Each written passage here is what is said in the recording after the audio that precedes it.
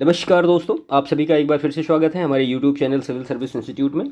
देखिए, आज हम पॉलिटी का जो पूरा एनसीईआरटी का एक रिव्यू है वो पूरा करते हैं। इसमें चैप्टर वाइज सारी डिटेल को हमने लिया है, अकॉर्डिंग टू एग्जामिनेशन इसको कंपाइल किया है, आप कह सकते हैं। तो इसमें जो सबसे पहला टॉपिक है ये कॉन्स्टिट्यूशनल डेवलपमेंट ऑफ इंडिया। इसके बाद फिर ऐसे आते रहेंगे चैप्टर्स जो आए हैं इसमें। जो महत्वपूर्ण चीज़ें हैं और भी वो सारी चीज़ें भी इनमें हमने शामिल की हैं। उसके बाद फिर इसके बाद फिर various provision of the constitution and source इसके क्या क्या रहे हैं।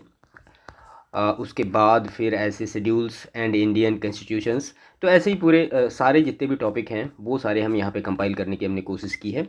और निश्चित तौर पे ये एग्जामिनेशंस में मैं ये कहूँ कि प्रीलिम्स के पॉइंट ऑफ व्यू से ये काफ़ी महत्वपूर्ण सेशन होगा। क्योंकि देखिए, अगर आपने एनसीईआरटी सही तरीके से नहीं पढ़ी है तो चीज़ें आप, जाहिर सी बात है, आप उनको याद कर सकते हैं, कोई बड़ी बात नहीं, आप उनको रट सकते हैं। बट अगर एक्चुअलिटी ये है कि अगर आप उनको लॉन्ग टाइम तक याद रखना चाहते हैं तो ये थोड़ा सा आसान हो जाता है जब आपके पास एनसीईआरटी की पूरी डीलिंग होती है। ठीक है, तो यहाँ पे इनकी पूरी समरी है और इनसे रिलेटेड और भी जो रिलेवेंट फैक्ट होगा वो हम टाइम टू टाइम इसमें डिस्कस करते रहेंगे। तो अगर आपने पॉलिटी की पूरी एनसीईआरटी नहीं पढ़ी है तो उसको आप पहले पढ़िए। इस जो हमारा जो वीडियो होगा इसके कमेंट सेक्शन में हम पिन कर देंगे कौन कौन सी बुक आपको एनसीईआरटी की पढ़नी है जो कि पॉलिटी से रिलेटेड है। ठीक है, तो चलिए शुरू करते हैं वन बाय वन सारी चीज़ों को। इसमें भारत का संवैधानिक विकास यानी कॉन्स्टिट्यूशनल डेवलपमेंट ऑफ इंडिया। देखिए, अगर बात करें कि कॉन्स्टिट्यूशनल डेवलपमेंट ऑफ इंडिया की, तो इसके लिए एक ओवरलैपिंग टॉपिक हिस्ट्री का भी हम पढ़ते हैं और उसका सेशन खैर ऑलरेडी हमने करके रखा है, जिसमें कि आपको पूरा 1765 से स्टार्ट होता है, वो फिर 1947 तक का पूरा जाता है। यहाँ पे हम ओनली पॉलिटी के पॉइंट ऑफ व्यू से चीज़ों को डिस्कस कर रहे हैं। ठीक है, तो चलिए शुरू करते हैं वन बाय वन। चैनल को सब्सक्राइब कर लीजिए और वीडियो पसंद आए तो लाइक भी करिएगा। तो देखिए, इसमें सबसे पहला जो फैक्ट दिया गया है, भारतीय संविधान के निर्माण में संविधान सभा को कितना समय लगा। तो जाहिर सी बात है 2 साल 11 महीने और 18 दिन। ठीक है, प्रश्न सीधे सीधे फैक्ट के रूप में पूछे जाते हैं प्रीलिम्स एग्जामिनेशन में। और अगर हम यूपीपीसीएस की बात करें जो कि प्रीलिम्स की या आरओ की, तो उसमें कभी कभी स्टेटमेंट वाइज प्रश्न भी पूछे जाते हैं और अच्छे खासे डीप लेवल के प्रश्न पूछे जाते हैं। ऐसा नहीं कि बस ये सारे पूछे जाते हैं, अच्छे अच्छे प्रश्न भी पूछे जाते हैं। तो उन सारी चीज़ों को भी हमने यहाँ पे शामिल करने की कोशिश की है। देखिए, दूसरा प्रश्न है, भारतीय संविधान सभा के संवैधानिक सलाहकार कौन थे। तो वो सर BN राव जो थे, ये संवैधानिक सलाहकार थे भारतीय संविधान सभा के। देखिए, यहाँ पे एक चीज़, जो भारतीय संविधान सभा है ये तो संवैधानिक सलाहकार इसके थे सर BN राव। लेकिन अगर भारतीय संविधान सभा की बात करें तो भारतीय संविधान सभा का गठन कैसे हुआ था। तो जाहिर सी बात है वो कैबिनेट मिशन के थ्रू भारतीय संविधान सभा का गठन हुआ था। और इसमें एक संविधान सभा बनी थी जिसमें कितने सदस्य थे, 389 सदस्य थे और 296 ब्रिटिश प्रांत थे, 93 देसी रियासतें थीं, ये सारी चीज़ें। और उसके बाद फिर निर्वाचन क्षेत्र में इनको डिवाइड किया गया था। 3 निर्वाचन क्षेत्र बने थे, इसमें से मुस्लिम और सिख और सामान्य। 10 लाख पर एक सीट डिवाइड की गई थी इस तरह से। तो ये सारी चीज़ें आपको पहले से पता होंगी और अगर नहीं पता है तो इनको थोड़ा सा क्लियर कर लीजिए तो बेहतर होगा, चीज़ों को यहीं पे अच्छी तरीके से आप उनको फॉलोअप कर सकेंगे। चलिए, इसके बाद नेक्स्ट जो क्वेश्चन है हमारा, भारतीय संविधान सभा ने वर्तमान रूप में राष्ट्रीय ध्वज को कब अपनाया। तो 22 जुलाई 1947 को राष्ट्रीय ध्वज अपनाया। और भारत का संविधान कब स्वीकार किया गया। तो 26 नवंबर 1949 को स्वीकार किया गया भारत का संविधान। पूर्णतः भारत का संविधान कब लागू हुआ। तो 26 जनवरी 1950 को लागू हुआ। और 26 नवंबर 1949 को भारतीय संविधान किसके द्वारा अधिनियमित किया गया। तो संविधान सभा के द्वारा अधिनियमित किया गया ये। ठीक है, इसके बाद जन गण मन को भारत के राष्ट्रगान के रूप में कब अपनाया गया था। तो वो 24 जनवरी 1950 को अपनाया गया था। भारत सरकार द्वारा अशोक स्तंभ को राष्ट्रीय चिन्ह के रूप में कब अंगीकृत किया गया। तो वो 26 जनवरी 1950 में। देखिए, ये जो डेट है ना, इनको बिल्कुल याद रखिएगा क्योंकि ये प्रश्न इस तरह से पूछे जाते हैं, डायरेक्टली पूछ लिए जाते हैं। तो इस तरह से इसमें कोई कन्फ्यूजन नहीं होना चाहिए कि 24 जनवरी 1950 है फिर 26 जनवरी 1950 है। इसके बाद फिर वही रेगुलेटिंग एक्ट 1773, इसी के द्वारा सर्वोच्च न्यायालय की स्थापना हुई थी कलकत्ता में, जो कि 1774 में हुई थी। 73 के रेगुलेटिंग एक्ट से 1974 में कलकत्ता में स्थापना हुई थी। भारतीयों को भारत के प्रशासन में भाग लेने का अधिकार किस अधिनियम के द्वारा प्राप्त हुआ था। तो चार्टर एक्ट 1833 के माध्यम से ये मिला था। ठीक है, इसके बाद फिर एक और चार्टर एक्ट आया था जो कि 1853 में था। किसके टाइम पीरियड में भाई। तो वो डलहौजी का टाइम पीरियड था, याद करिए थोड़ा सा।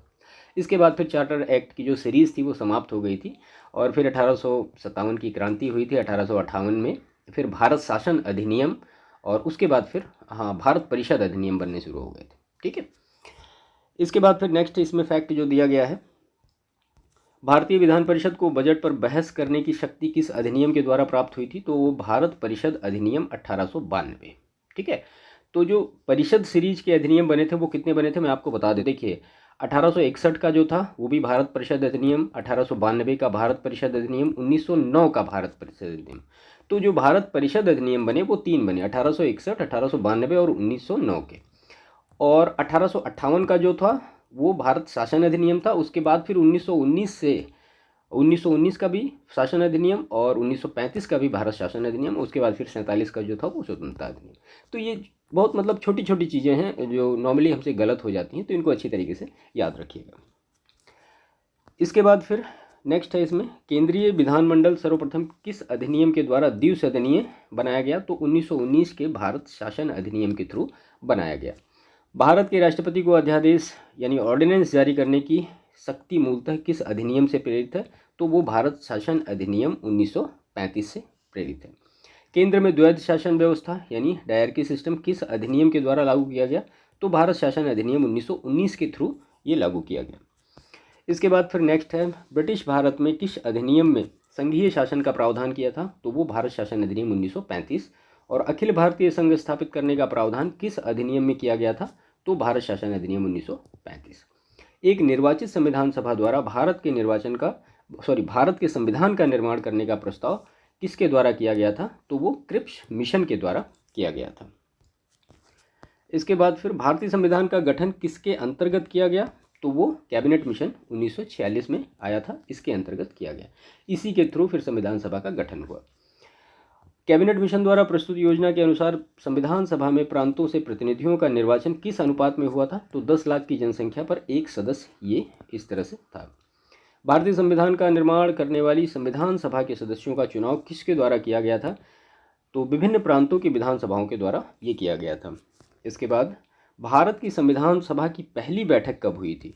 तो वो हुई थी 9 दिसंबर 1946 को पहली बैठक हुई थी। संविधान सभा का अस्थायी अध्यक्ष यानी परमानेंट चेयरमैन किसे चुना गया था? तो डॉक्टर राजेंद्र प्रसाद को। अस्थायी अध्यक्ष किसे चुना गया था? आप हमें कमेंट करके बताइएगा। संविधान सभा में पंडित नेहरू द्वारा उद्देश्य प्रस्ताव कब प्रस्तुत किया गया? तो 13 दिसंबर 1946 को उद्देश्य प्रस्ताव प्रस्तुत किया गया। इसी से फिर हमारी उद्देशिका बनी। ठीक है, नेहरू द्वारा प्रस्तुत उद्देश्य प्रस्ताव संविधान सभा में कब स्वीकृत हुआ? तो वो 22 जनवरी 1947 को स्वीकृत हुआ। भारतीय संविधान के निर्माण काल में संविधान सभा में कुल कितने अधिवेशन हुए? तो 11 अधिवेशन हुए। पहला आखिरी, ये जो उनकी डेट है इनको याद रखिएगा। एक बार पीसीएस प्रीलिम्स में पूछा गया कि आखिरी अधिवेशन कब हुआ, वो डेट पूछी गई है। इसके बाद कुछ पर्टिकुलर समितियां हैं और उनके अध्यक्ष हैं कौन कौन हैं, इस तरह से प्रश्न आते हैं, कई बार पूछे गए हैं। ठीक है, सबसे पहला है संघ शक्ति समिति, तो ये पंडित जवाहरलाल नेहरू। संघीय संविधान समिति पंडित जवाहरलाल नेहरू। प्रांतीय संविधान समिति सरदार वल्लभ भाई पटेल। प्रारूप समिति डॉक्टर भीमराव अम्बेडकर। और मौलिक अधिकारों एवं अल्पसंख्यक संबंधी परामर्श समिति सरदार वल्लभ भाई पटेल। प्रक्रिया नियम समिति डॉक्टर राजेंद्र प्रसाद। राज्यों के लिए समिति तो ये पंडित जवाहरलाल नेहरू। संचालन समिति डॉक्टर राजेंद्र प्रसाद। और झंडा समिति जो है ये इसके भी अध्यक्ष डॉक्टर राजेंद्र प्रसाद ही थे। ठीक है, तो ये कुछ पर्टिकुलर समितियां थीं जिनसे प्रश्न अक्सर पूछे गए हैं। अब यहाँ पे थोड़ी सी अगर आप समरी कर लें, क्योंकि आसानी होती है हमें। अगर हम डॉक्टर राजेंद्र प्रसाद की बात करें कि उन्होंने किस किस चीज़ की अध्यक्षता की, तो मैं आपको बता देता हूँ। तो देखिए, सबसे पहले तो प्रक्रिया नियम समिति के अध्यक्ष थे डॉक्टर राजेंद्र प्रसाद। फिर संचालन समिति के अध्यक्ष थे डॉक्टर राजेंद्र प्रसाद। के बाद फिर वित्त और कर्मचारी समिति के अध्यक्ष थे डॉक्टर राजेंद्र प्रसाद। और राष्ट्र ध्वज संबंधी जो तदर्थ समिति बनी थी उसके भी अध्यक्ष थे डॉक्टर राजेंद्र प्रसाद। तो ये 4 समितियां हैं, इनके अध्यक्ष कौन थे? डॉक्टर राजेंद्र प्रसाद थे। इनके नाम आप याद रखिएगा, प्रश्न कई बार पूछे गए हैं। इसके बाद फिर संविधान सभा में कार्यों से संबंधित समिति के अध्यक्ष कौन थे? तो वो जीवी मावलंकर। संविधान सभा ने डॉक्टर बी.आर. अम्बेडकर की अध्यक्षता में प्रारूप समिति का गठन कब किया? तो वो 29 अगस्त 1947 को किया था। Doctor B R. अम्बेडकर का संविधान सभा में निर्वाचन किस प्रेसिडेंसी से हुआ था? तो बम्बई प्रेसिडेंसी से 1947-1950। पहले बंगाल प्रेसिडेंसी से हुआ था 1946-47 में, उसके बाद फिर बम्बई से हुआ। इसके बाद ये कुछ पर्टिकुलर महत्वपूर्ण फैक्ट हैं।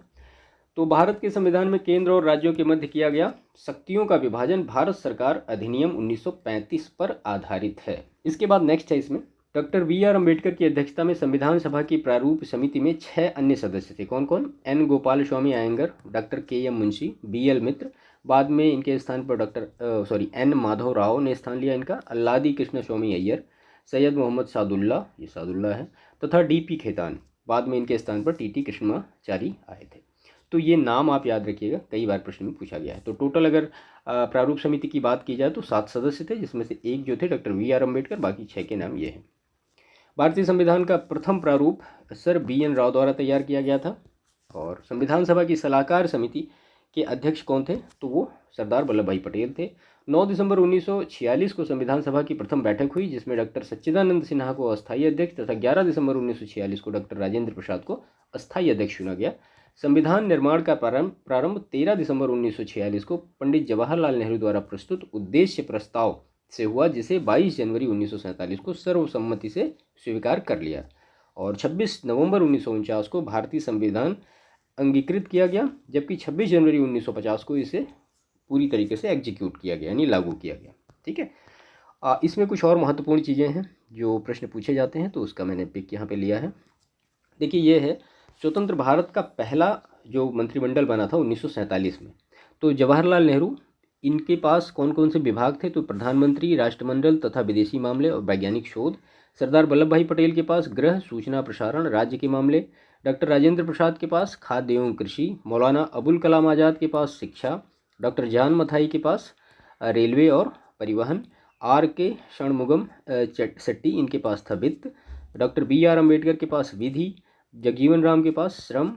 सरदार बलदेव सिंह के पास रक्षा। राजकुमारी अमृत कौर के पास स्वास्थ्य। सी एच भाभा के पास वाणिज्य था। उसके बाद फिर रफ़ी अहमद किदवई, इनके पास था संचार। और डॉक्टर श्यामा प्रसाद मुखर्जी के पास उद्योग एवं आपूर्ति। वी एन गाडगिल के पास कार्य, खनन एवं ऊर्जा। तो ये जो 1947 में पहला मंत्रिमंडल था, ये इसके जो सदस्य थे और उन्होंने कौन से विभाग को लिया था।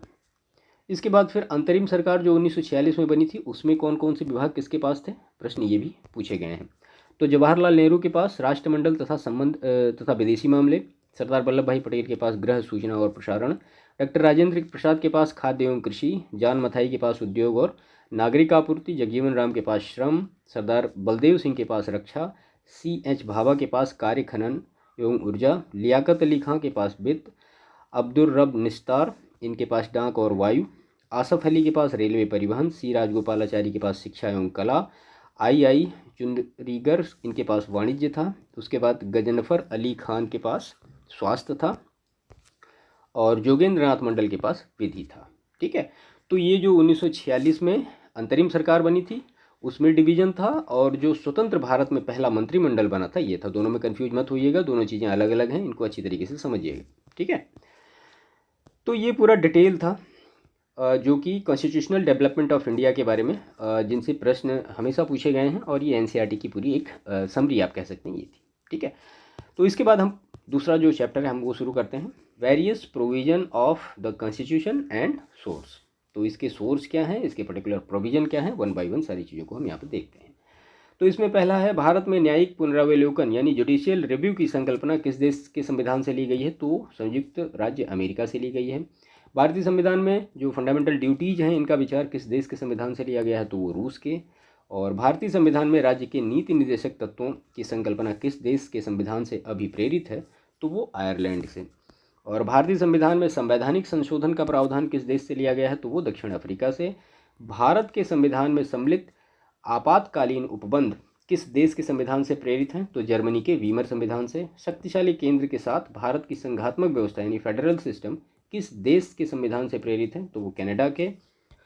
भारतीय संविधान की प्रस्तावना में सम्मिलित स्वतंत्रता, समानता और बंधुत्व जो इसका सिद्धांत है यानी लिबर्टी, इक्वलिटी एंड फ्रेटर्निटी किस देश से लिया गया है? तो ये फ्रांस से। और भारत के संविधान में सम्मिलित समवर्ती सूची किस देश से ली गई है? तो वो ऑस्ट्रेलिया के संविधान से ली गई है। इसके बाद भारतीय संविधान में निहित विधि द्वारा स्थापित प्रक्रिया किस देश के संविधान से ग्रहण की गई है? तो वो जापान के संविधान से। और भारतीय संविधान की प्रस्तावना में सामाजिक, आर्थिक और राजनीतिक न्याय का आदर्श का प्रावधान किस देश के संविधान से प्रेरित है? तो वो रूस के। और भारतीय संविधान में संसदीय विशेषाधिकार की संकल्पना किस देश के सिद्धांत पर आधारित है, तो वो ब्रिटेन के सिद्धांत, जो ब्रिटेन का संविधान है वहाँ के हिसाब से आधारित है। इसके बाद ये कुछ पर्टिकुलर जो अनुसूची दी गई हैं और उनसे विषय क्या क्या हैं, ये कई बार प्रश्न पूछे गए हैं, तो यहाँ पे इनको शामिल करना जरूरी था।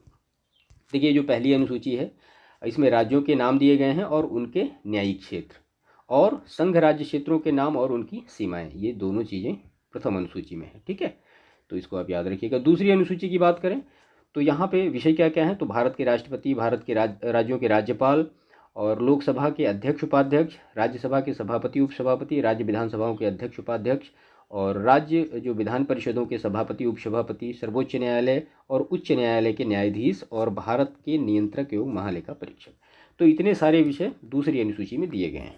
ठीक है, इसके बाद फिर तीसरी अनुसूची की बात की जाए तो इसमें विभिन्न उम्मीदवारों द्वारा ली जाने वाली शपथ या प्रतिज्ञान के प्रारूप हैं। कौन किसके किसके हैं, तो संघ के मंत्री, संसद के लिए निर्वाचन हेतु अभ्यर्थी और संसद के सदस्य, सर्वोच्च न्यायालय के न्यायाधीश और जो कैग हैं, राज्य मंत्री हैं, राज्य विधानमंडल के निर्वाचन के लिए अभ्यर्थी, राज्य विधानमंडल के सदस्य, उच्च न्यायालय के न्यायाधीश। तो इतने लोगों की शपथ जो है वो तीसरी अनुसूची में दी गई है। चौथी अनुसूची की बात करें तो राज्य और केंद्र शासित के लिए राज्यसभा में सीटों का आवंटन दिया गया है। और पांचवी अनुसूची की बात करें तो अनुसूचित और जनजाति क्षेत्रों के प्रशासन तथा नियंत्रण के बारे में है। छठी अनुसूची के बारे में असम, मेघालय, त्रिपुरा, मिजोरम राज्यों के जनजाति क्षेत्रों के प्रशासन के बारे में है। ठीक है, लद्दाख में भी खैर यही चीज़ें चल रही कि उनको 6 शेड्यूल में डाला जाए। और उसके बाद सातवीं अनुसूची की बात करें तो सातवीं अनुसूची में 3 सूचियाँ दी गई हैं। संघ सूची दी गई हैं, तो मूल रूप से 97, लेकिन अब इस समय 100 विषय हैं इसमें। राज्य सूची की बात करें तो पहले जो था वो 66, लेकिन इस समय 61 विषय हैं। और समवर्ती सूची की बात करें तो पहले 47 था, लेकिन अब बढ़कर कितने हो गए, 52 हो गए हैं। ठीक है, तो यहाँ पे राज्य और केंद्रों के मध्य शक्तियों का विभाजन ये सातवीं अनुसूची में दिया गया है। आठवीं अनुसूची की बात करें तो जो मान्यता प्राप्त भाषाएं हैं, तो पहले जो थी वो 14 थी, अब वो हो गई हैं 22। कौन कौन सी भाषाएं हैं, तो असमिया, बांग्ला, बोडो, डोगरी, गुजराती, हिंदी, कन्नड़, कश्मीरी, कोंकणी, मैथिली, मलयालम, मणिपुरी, मराठी, नेपाली, उड़िया, पंजाबी, संस्कृत, संथाली, सिंधी, तमिल, तेलुगु, उर्दू और सिंधी। तो ये सारी जो है आठवीं अनुसूची की 22 भाषाएं हैं। इसके बाद अगर हम नवीं अनुसूची की बात करें तो इसमें भूमि सुधारों से रिलेटेड सारी चीज़ें दी गई हैं। 10वीं अनुसूची की बात करें तो इसमें एंटी डिफेक्शन जो लॉ है, दल बदल के आधार पर सारी चीज़ों की गई है। इसको 52वें संविधान संशोधन 1985 के द्वारा जोड़ा गया है। 11वीं अनुसूची की बात करें तो ये पंचायत से रिलेटेड है, इसमें 29 विषय हैं और ये 73वां संविधान संशोधन 1992 में जोड़ा गया। 12वीं अनुसूची की बात करें तो ये नगर पालिका की शक्तियों से रिलेटेड है, 18 विषय हैं इसमें और इससे 74वें संविधान संशोधन 1992 के थ्रू जोड़ा गया है। देखिए अगर आप अनुसूची और संविधान के भाग मिला लीजिए तो कम से कम 2 से लेकर 3 प्रश्न निश्चित तौर पर सभी परीक्षाओं में, आप चाहे यूपी पीसीएस हो, प्रीलिम्स हो या फिर आरओ हो या कोई भी हो, 2 से लेकर 3 प्रश्न निश्चित तौर पर इन्हीं सारी चीज़ों से आ जाते हैं।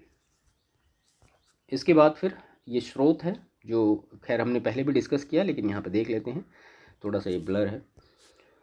तो जो भारत शासन अधिनियम 1935 है, इसके थ्रू क्या क्या चीज़ें ली गई हैं, तो संघीय तंत्र लिया गया है, राज्यपाल का कार्यालय लिया गया है, न्यायपालिका लिया गया है, लोक सेवा आयोग लिया गया है, आपातकालीन उपबंध व प्रशासनिक विवरण। ब्रिटेन के संविधान से कौन कौन सी चीज़ें ली गई हैं, तो संसदीय शासन, विधि का शासन, विधायी प्रक्रिया, एकल नागरिकता, मंत्रिमंडल प्रणाली, परमाधिकार लेख, संसदीय विशेषाधिकार और द्विसदनवाद। अगर यूएसए के संविधान की बात की जाए तो मूल अधिकार लिए गए, न्यायपालिका की स्वतंत्रता ली गई, न्यायिक पुनरावलोकन का सिद्धांत लिया गया, उपराष्ट्रपति का पद, उच्चतम न्यायालय और उच्च न्यायालय के न्यायाधीशों का पद से हटाया जाना और राष्ट्रपति पर महाभियोग, इतनी सारी चीज़ें यूएसए के कॉन्स्टिट्यूशन में ली गई हैं। आयरलैंड के संविधान की बात की जाए तो डीपीएसपी का सिद्धांत लिया गया और राष्ट्रपति की निर्वाचन पद्धति और राज्यसभा के सदस्यों का नामांकन ये आयरलैंड से लिया गया है। अगर कनाडा की बात की जाए तो सशक्त केंद्र के साथ संघीय व्यवस्था, अवशिष्ट शक्तियों का केंद्र में निहित होना और केंद्र द्वारा राज्यों में राज्यपाल की नियुक्ति और उच्चतम न्यायालय का परामर्शी न्याय निर्णय, ये सारी चीज़ें कनाडा के संविधान से ली गई हैं। मतलब ये कॉन्सेप्ट लिया गया है वहाँ से। उसके बाद फिर चीज़ों को इंडियन कॉन्स्टिट्यूशन या इंडियन मतलब हम ये कहें कि भारतीय परिवेश के हिसाब से चीज़ों को बदला भी गया। ऐसा नहीं कि सीधी सीधी चीज़ें ली वहाँ से और यहाँ पे ला के रख दी, ऐसा कुछ नहीं है। उसके बाद ऑस्ट्रेलिया के संविधान से समवर्ती सूची, व्यापार, वाणिज्य और समागम की स्वतंत्रता और संसद के दोनों सदनों की संयुक्त बैठक यह ऑस्ट्रेलिया से ली गई है। जर्मनी के वाइमर संविधान से आपातकाल के समय मूल अधिकारों का स्थगन। उसके बाद सोवियत संघ पूर्व का जो संविधान है, यहाँ से मूल कर्तव्य और प्रस्तावना में न्याय, सामाजिक, आर्थिक और राजनीतिक न्याय की बात की गई है। तो ये आप याद रखिएगा, कई बार प्रश्न पूछा जाता है कि कौन कौन से न्याय मिले हैं। तो प्रस्तावना में 3 टाइप के न्याय हैं, सामाजिक है, आर्थिक है और राजनीतिक है। फ्रांस के संविधान से गणतंत्रात्मक और प्रस्तावना में स्वतंत्रता, समता और बंधुता के आदर्श। दक्षिण अफ्रीका का जो संविधान है, यहाँ से संविधान में संशोधन प्रक्रिया और राज्यसभा के सदस्यों का निर्वाचन। और जापान का संविधान से विधि द्वारा स्थापित प्रक्रिया। तो ये बेसिक चीज़ें हैं जो कि ली गई हैं, सब डिटेल कहाँ कहाँ से आई हैं। तो ये कुछ महत्वपूर्ण चीज़ें थी। देखिए, जो हमने अभी तक आपको डिस्कस किया, आप इतना पूरा अच्छी तरीके से कंप्लीट कर लेंगे तो आपको 3 से 4 प्रश्न पॉलिटी में बड़े आराम से मिल जाएंगे, वो हमेशा आते हैं। इसके बाद फिर शेड्यूल्स की बात करें कि शेड्यूल्स ऑफ इंडियन कॉन्स्टिट्यूशन, कितने शेड्यूल हैं, क्या हैं क्या नहीं। तो शायद शेड्यूल के बारे में हमने डिटेल पहले देख ली, कौन कौन सी अनुसूची हैं। अब यहाँ पे चीज़ों को और अच्छी तरीके से देखते हैं। तो भारत के मूल संविधान में कुल कितनी अनुसूचियाँ हैं? तो 8 पहले थी, वर्तमान में 12 हैं। कौन कौन सी वो आपने देखी। भारतीय संघ में नए राज्य के गठन का प्रावधान किस अनुसूची में है? तो प्रथम अनुसूची में है। भारतीय संविधान में 9वीं अनुसूची को किस संविधान संशोधन के माध्यम से जोड़ा गया? तो वो 1951 में जो प्रथम संविधान संशोधन था। संविधान की किस अनुसूची में विभिन्न राज्यों में अनुसूचित क्षेत्रों के प्रशासन और नियंत्रण के लिए विशेष उपबंध है? तो वो 5वीं अनुसूची में। सरकारों द्वारा शुल्क एवं कर लगाने का अधिकार संविधान की किस अनुसूची में उल्लेखित है? तो वो 7वीं अनुसूची में। और राज्य भूमि सुधार अधिनियम को संवैधानिक सुधार प्रदान करने हेतु इसे किस अनुसूची में शामिल किया गया? तो वो 9वीं अनुसूची में। इसके बाद फिर ये संविधान के कुछ भाग दिए गए हैं, इनको अभी हम देख लेते हैं। तो यहाँ कम से कम ये आपको पता होना चाहिए कि जो भाग है और उनके विषय क्या हैं। रिलेटेड आर्टिकल्स की बात अलग है, उसको आप न याद करिए, कोई नहीं है, लेकिन भाग और विषय बिल्कुल याद होने चाहिए। तो पहला जो भाग है वो संघ और राज्य, उसका राज्य क्षेत्र से। दूसरा भाग है नागरिकता से। तीसरा भाग है मौलिक अधिकार से। चौथा जो है वो राज्य के नीति निर्देशक तत्व हैं। 4A जो है वो मौलिक कर्तव्य से है। ये 42वें संविधान संशोधन अधिनियम 1976 में जोड़ा गया। 5वें भाग की बात करें तो संघ सरकार से है। अब इसमें कई अध्याय दिए गए हैं, कार्यपालिका है, संसद है, राष्ट्रपति की विधायी शक्तियां हैं, संघ की न्यायपालिका है, और उसके बाद फिर कैग के बारे में बात की गई 5वें अध्याय में।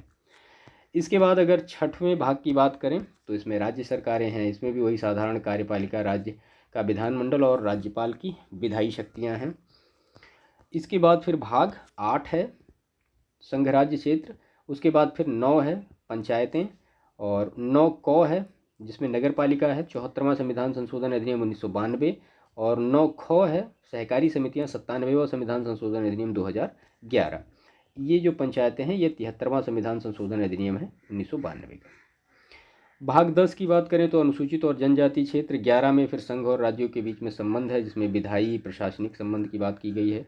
भाग 12 में तो वित्त, संपत्ति और संविदाएं और वाद के बारे में डिटेल है।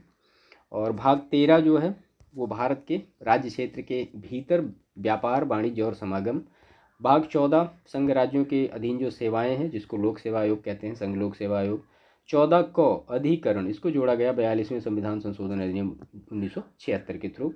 15 में निर्वाचन है। 16 में कुछ वर्गों का संबंधित विशेष प्रावधान है। और 17 में फिर राजभाषा है। अब राजभाषा में जो संघ की भाषा, प्रादेशिक भाषा, सारी चीज़ें दी गई हैं।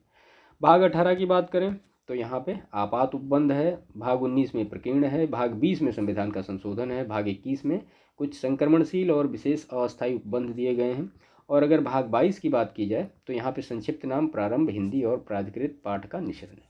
तो ये सारी चीज़ें हैं, सारे भाग हैं। सारे भाग के बारे में आप अच्छी तरह याद रखिएगा, कई बार मैचिंग के लिए सीधे सीधे प्रश्न पूछे गए। इसके बाद फिर features of the Indian constitution. इसमें फीचर्स क्या क्या हैं इंडियन कॉन्स्टिट्यूशन के, उसको हम यहाँ पे देख लेते हैं। तो संविधान में हमारे राष्ट्र का उल्लेख किन नामों से किया गया है? तो इंडिया, ये दैट है, इंडिया दैट इज़ भारत, यानी इंडिया अर्थात भारत के नाम से। भारतीय संविधान में किस प्रकार की शासन प्रणाली की व्यवस्था की गई है? तो संसदात्मक, यानी पार्लियामेंट्री। और भारत का राष्ट्रीय पशु कौन सा है? तो वो है बाघ। और भारत का राष्ट्रीय पुष्प क्या है? तो वो है कमल। और राष्ट्रीय पक्षी क्या है भारत का? तो मोर। और जो भारत का राष्ट्रीय ध्वज है उसमें, उसके चक्र में कितनी तीलियां हैं? वो है 24। अध्यक्षात्मक शासन प्रणाली का आधारभूत तत्व क्या है? तो वो है एकल कार्यपालिका। इसके बाद फिर भारत की संसदीय शासन प्रणाली एवं ब्रिटेन की संसदीय शासन प्रणाली के मध्य अंतर का मुख्य बिंदु कौन सा है? तो न्यायिक समीक्षा। न्यायिक समीक्षा ब्रिटेन में नहीं है बट इंडिया में है। भारत का संविधान परिसंघीय है। यह किससे निर्धारित होता है? तो केंद्र एवं राज्यों के मध्य शक्तियों के वितरण से। देखिए, जो सेपरेशन ऑफ पावर है इसको मोंटेस्क्यू ने दिया था। ठीक है, तो ये आप याद रखिएगा। सेपरेशन ऑफ पावर का एक जो कॉन्सेप्ट है, यानी शक्तियों का पृथक्करण, वो किसने दिया था? वो मोंटेस्क्यू ने दिया था। इसके बाद नीति निर्देशक तत्वों तथा मूल अधिकारों को संविधान की आत्मा किसने कहा? तो वो ग्रैनविल ऑस्टिन ने कहा। और मूल संविधान में कुल कितने अनुच्छेद और कितनी अनुसूचियाँ थीं? तो 395 और 8। तो अनुच्छेद तो आज भी 395 हैं बट अनुसूचियाँ बढ़ के 12 हो गई हैं। सर्वप्रथम कांग्रेस के किस अधिवेशन में जन गण मन गाया गया था? तो कलकत्ता अधिवेशन में 1911 में। आप हमें कमेंट करके बताएं इसके अध्यक्ष कौन थे। और जो नेशनल एंथम है वो गायन का जो मानक समय है वो कितना है? वो 52 सेकेंड। भारतीय विधान अनेक कठोर तथा अनेक लचीले के मध्य एक अच्छा जो संबंध स्थापित करता है, तो यह किसका कथन है? तो वो केसी वेयर का कथन है। भारत क्वासी फेडरल राज्य है, यह किसने कहा था? तो केसी वेयर ने कहा था। अब देखिए, फेडरल है, क्वासी फेडरल है, ये अलग अलग चीज़ें हैं। इसके लिए फिर खैर अलग से कभी क्लास करेंगे, क्योंकि ये चीज़ बड़ी इंटरेस्टेड है और इसको मतलब जानना भी चाहिए आपको, खाली ऐसे पढ़ने वाली चीज़ नहीं है। आप जब एनसीईआरटी पढ़ेंगे तो आपको चीज़ें बेहतर तरीके से समझ में आएंगी कि भारत को क्वासी फेडरल क्यों कहा जा रहा है, फेडरल क्यों नहीं कहा जा रहा है। इसके बाद इसमें नेक्स्ट है, भारतीय संविधान के बृहद होने का कारण क्या है? तो इसलिए कि संघ और राज्यों का एकल संविधान है, इसी वजह से। अपनी राष्ट्रवादी प्रक्रिया में भारतीय संविधान के निर्माताओं ने अल्पसंख्यकों के हितों तथा भावनाओं के महत्व को कम करके आंका है। यह किसने कहा था? तो यह आइवर जेनिंग्स ने कहा था। भारत में राजनीतिक सत्ता का प्रमुख स्रोत कौन है? तो जाहिर सी बात है, जनता है, भारत के लोग हैं। कोई भी संविधान कितना भी अच्छा क्यों ना हो, यदि उसे क्रियान्वित करने वाले बुरे व्यक्ति हैं तो संविधान भी बुरा हो जाएगा। यह कथन किसका है? तो ये डॉक्टर भीमराव अम्बेडकर का कथन है। संविधान को संघात्मकता के तंग ढांचे में नहीं डाला गया है। यह कथन किसका है? तो ये डॉक्टर भीमराव अम्बेडकर का यह कथन है। संविधान को संघात्मकता के तंग ढांचे में नहीं ढाला गया है, यह कथन किसका है? तो डॉक्टर भीमराव अम्बेडकर का यह कथन है। और भारत की स्वतंत्रता के बाद भारतीय राष्ट्रीय कांग्रेस को एक राजनीतिक दल के रूप में भंग कर दिया जाना चाहिए, यह सुझाव किसने दिया था? तो महात्मा गांधी ने दिया था। भारतीय संघवाद को सहकारी संघवाद किसने कहा? तो वो ग्रैनविल ऑस्टिन ने कहा है। और अध्यक्षात्मक शासन प्रणाली में कार्यपालिका की समस्त शक्तियाँ किसके हाथ निहित होती हैं? तो वो राष्ट्रपति के हाथ में निहित होती हैं। इसके बाद कुछ पर्टिकुलर फैक्ट हैं। मौलाना अबुल कलाम आज़ाद ने संविधान सभा में वयस्क मताधिकार यानी एडल्ट फ्रेंचाइजी को 15 वर्ष के लिए स्थगित करने की बात की थी। कि इसमें कुछ महत्वपूर्ण चीज़ें हैं जो मैं यहाँ पर डिस्कस करूँ, वो बेहतर होगा आपके समझने के लिए, अच्छी चीज़ें हैं। देखिए, अगर हम फेडरल सिस्टम की बात करें, ठीक है, फेडरल सिस्टम क्या होता है? तो फेडरल सिस्टम मूलतः आप ये कह सकते हैं कि ये 3 प्रकार के होते हैं। चीज़ों को अभी आप खैर समझ जाएंगे अच्छी तरीके से कि फेडरल सिस्टम क्या है। तो पहला जो होता है उसको हम कहते हैं कॉन्फेडरेशन, दूसरा जो होता है उसको हम कहते हैं फेडरेशन, और तीसरा जो होता है वो होता है यूनियन। ठीक है, तो देखिए कॉन्फेडरेशन क्या होता है? इसमें केंद्र कमज़ोर होता है लेकिन राज्य मजबूत होते हैं। अब आप ये समझ पा रहे होंगे कि कॉन्फेडरेशन टाइप के कौन कौन से देश हैं। तो जाहिर सी बात है, मतलब अभी तो कोई देश नहीं, पहले रूस जो था वो इसी टाइप का एक देश था।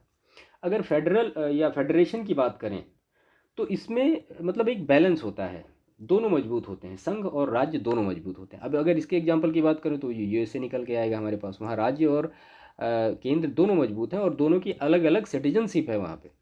अगर यूनियन की बात करें तो यहाँ पे केंद्र मजबूत होता है और राज्य क्या होता है? वो कमज़ोर होता है, जैसे कि भारत है, सीधी सी बात है ना। तो इस तरह से ये चीज़ें निकल के आई। जो फेडरल सिस्टम है ये होता है। अब अगर यहाँ पे एक छोटा सा स्टेटमेंट मैं लिखूँ, देखिए लिखा है यूएसए फेडरल है, फेडरेशन प्रकार का, और इंडिया जो है फेडरल है, वो यूनियन प्रकार का होगा, क्योंकि वो फेडरेशन प्रकार का नहीं होगा। वो आपने अभी ऊपर जो हमने डिस्कस किया था उसमें देखा, क्योंकि यूनियन क्या है? यूनियन में केंद्र मजबूत है, राज्य कमज़ोर हैं, और फेडरेशन में क्या है? वो एक बैलेंस है। ठीक है, तो ये होता है फेडरल सिस्टम। अब अगर फेडरल सिस्टम के आप लक्षण की बात करेंगे तो जाहिर सी बात है संविधान की सर्वोच्चता होगी, जो कि मतलब वैसे भारत में है, लिखित संविधान भारत में भी है, कठोर संशोधन प्रक्रिया, तो जाहिर सी बात है कठोर तो है ही है, इतना आसानी से कोई उसको अमेंड भी नहीं कर सकता है। फिर जो मतलब अगर आप ये कहें कि दोहरा संविधान, तो केंद्र और राज्य का जो संविधान है वो दोहरा तो नहीं, हमारे यहाँ तो एक ही संविधान है। अगर ये कहें कि जो दोहरी सरकार होती है जो फेडरल सिस्टम में होती है, तो वो भी है। तो इस हिसाब से ये सारी चीज़ें हैं। आप मुख्य परीक्षा पढ़ेंगे तो वहाँ जब मुख्य परीक्षा के लिए पढ़ेंगे तो चीज़ें आपको और बेहतर तरीके से समझ में आएंगी कि फेडरल सिस्टम क्या होता है। तो चलिए शुरू करते हैं प्रियम्बल के बारे में सारी डिटेल। इसका हिंदी अगर होगा तो ये होगा उद्देशिका, और इसको आप भी उद्देशिका ही कहिए, कहीं कहीं प्रस्तावना भी लिखा रहता है, लेकिन उद्देशिका ही ठीक टर्म है इसके लिए। ये यूएसए के संविधान से लिया गया है। और ठीक है, तो सबसे पहली चीज़ तो ये है कि मतलब जो हमारा प्रियम्बल है, हमारी उद्देशिका है, ये हमें याद होनी चाहिए अच्छी तरीके से। ठीक है, तो इंटरव्यू के लिए भी और वैसे भी नॉर्मली भी आपको पूरी तरीके से आपका जो पूरा प्रियम्बल है वो पूरा याद होना चाहिए कि क्या क्या चीज़ें हैं।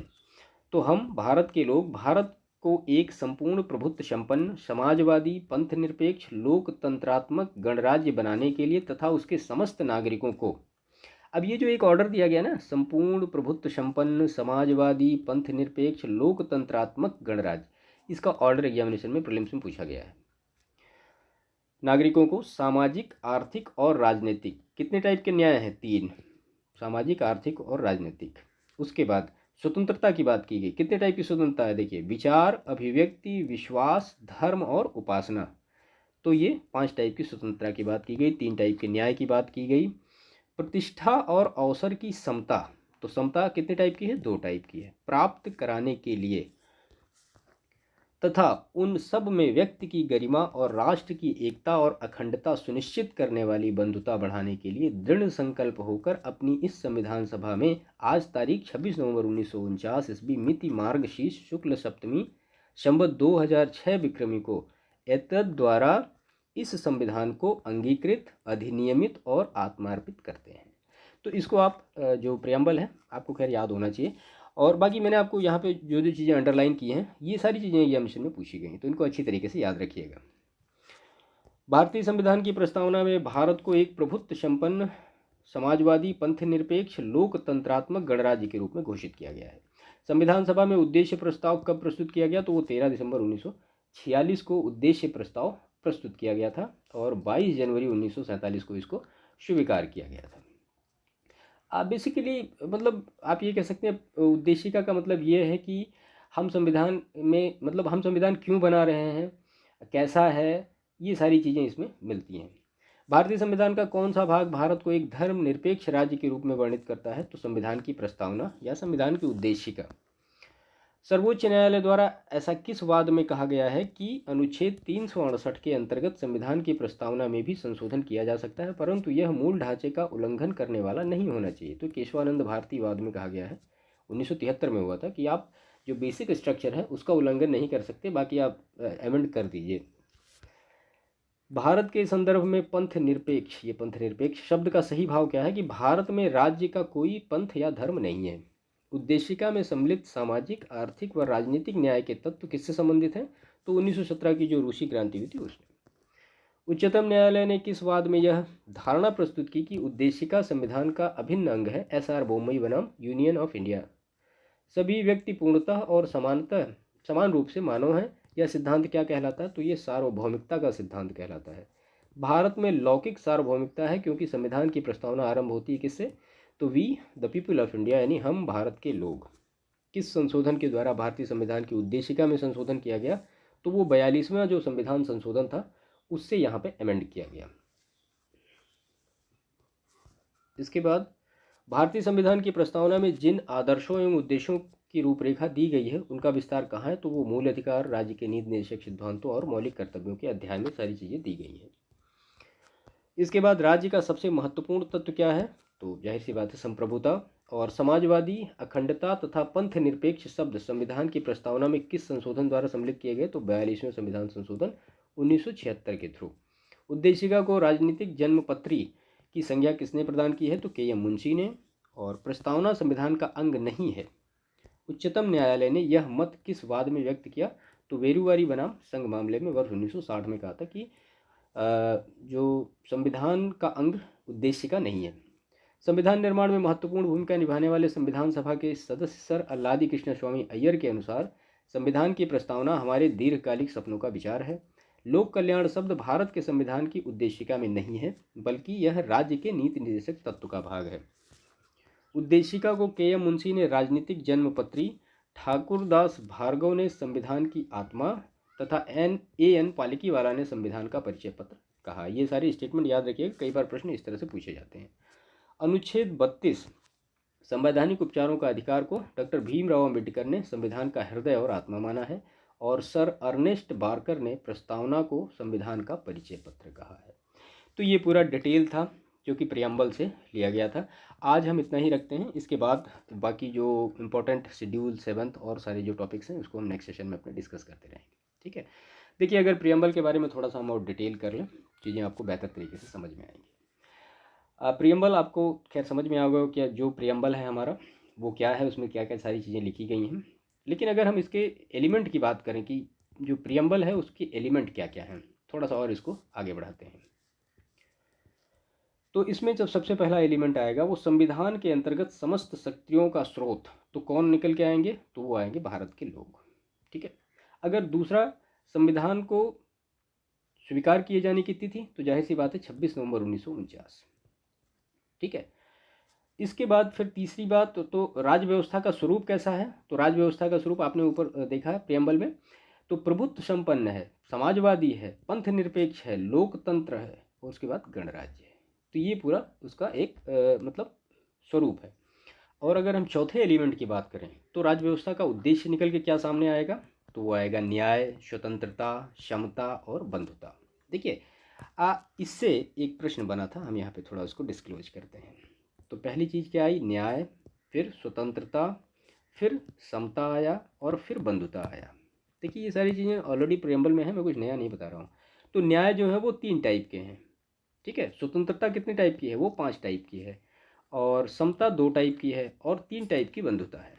तो ये जो प्रश्न पूछा गया ना कि अब जैसे न्याय की बात की गई तो कौन कौन से न्याय थे, सामाजिक, आर्थिक, राजनीतिक न्याय, और स्वतंत्रता की बात की गई तो विचार, अभिव्यक्ति, विश्वास, धर्म, उपासना, और अगर समता की बात की जाए तो प्रतिष्ठा और अवसर की जो समता की बात है। बंधुता की बात की जाए तो व्यक्ति की गरिमा, राष्ट्र की एकता, अखंडता, ये 3 चीज़ें हैं।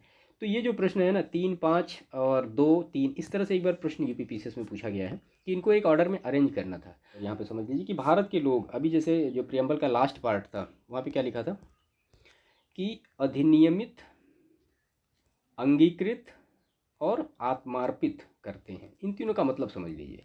देखिए बेसिक चीज़ें हैं, नॉर्मली बुक में नहीं मिलती हैं। तो अधिनियमित करने का मतलब कानून बनाना होता है, अंगीकृत करने का मतलब होता है स्वीकार करना, और आत्मार्पित करने का मतलब होता है स्वयं को सौंप देना। ठीक है, तो ये भारत के लोगों के लिए था ये पूरा डिटेल। ठीक है, तो ये प्रियम्बल से पूरा डिटेल था। और इसके बाद फिर नेक्स्ट सेशन में हम इसमें करेंगे important subjects of 7th schedule, और उसके बाद फिर जो नेक्स्ट टॉपिक आ रहे हैं 1 by 1 सारी चीज़ों को हम डिस्कस करते चलेंगे। तो पूरी पॉलिटी की एनसीईआरटी हम यहाँ पे डिस्कस करेंगे 1 by 1 सारी चीज़ों को। तो आई होप ये सेशन आपके लिए महत्वपूर्ण रहा होगा। तो इसके बारे में आप प्लीज़ हमें कमेंट करके बताइएगा कैसा लगा आपको सेशन, और बाकी चैनल को सब्सक्राइब जरूर करिएगा।